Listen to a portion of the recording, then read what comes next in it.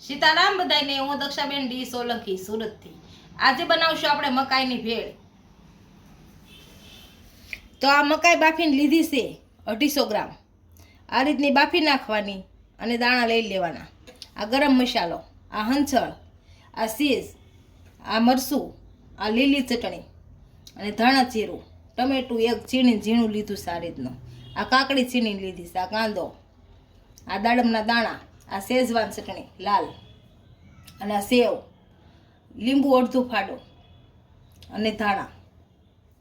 તો આપણે પહેલાં એક તપેલી લીધી છે, એમાં મકાઈના દાણા નાખશું.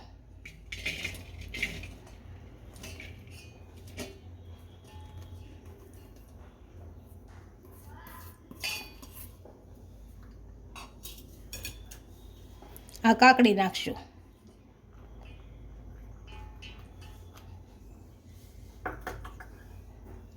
આ કાંદા નાખશું.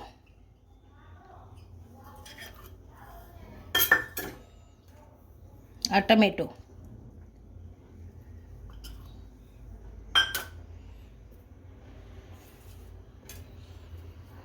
આ દાડમના દાણા નાખશું.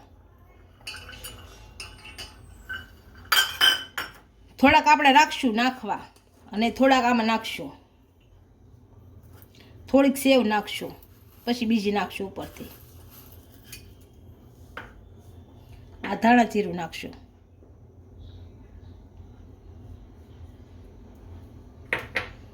અને આ મરચું નાખશું થોડુંક.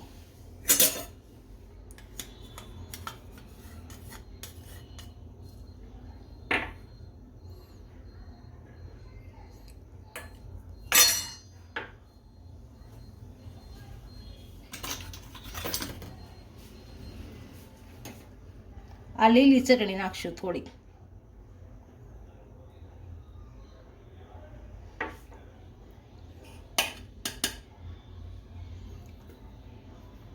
આ શેઝવાન સોસ નાખશું થોડો.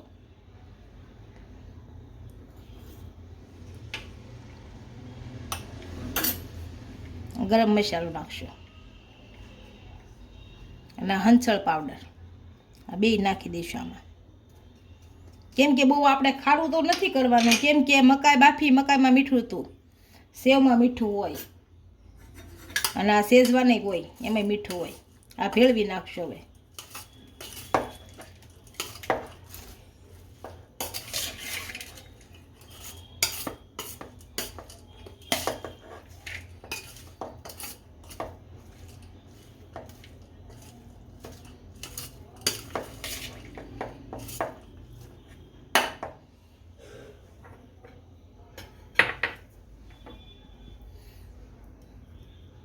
હવે ચીઝ નાખશું ઉપરથી થોડું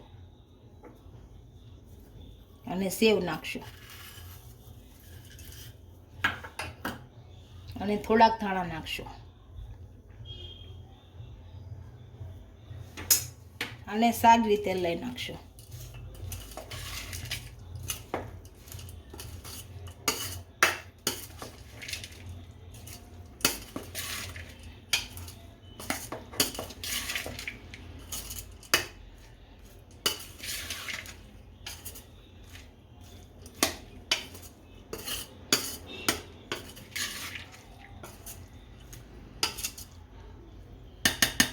હવે લીંબુ નીસવી દેવું આપણે. મેં અડધું ફાડું લીધું છે, કેમ કે બહુ ખાટી થાય છે, એટલે જે પ્રમાણે ભાવે એ પ્રમાણે નાખવાનું.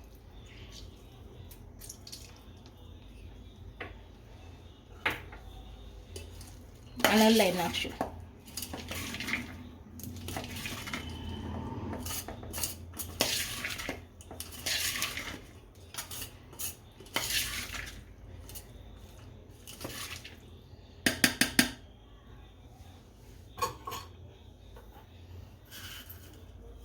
હવે સેવ નાખશું થોડી.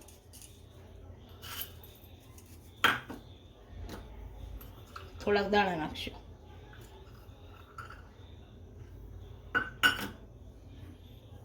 ના ધાણા હતા એ થોડાક નાખી દઈશું.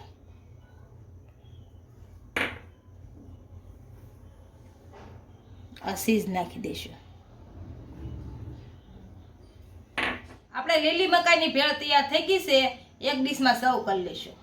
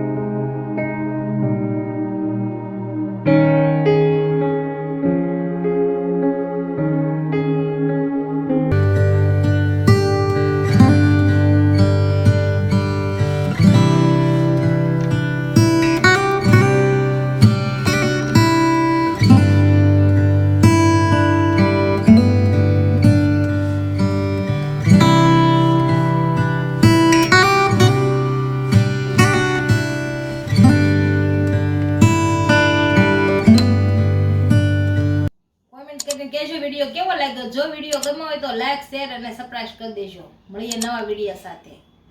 ઇન્સ્ટાગ્રામ અને ફેસબુક પર ફોલો કરવા નહીં ભૂલતા.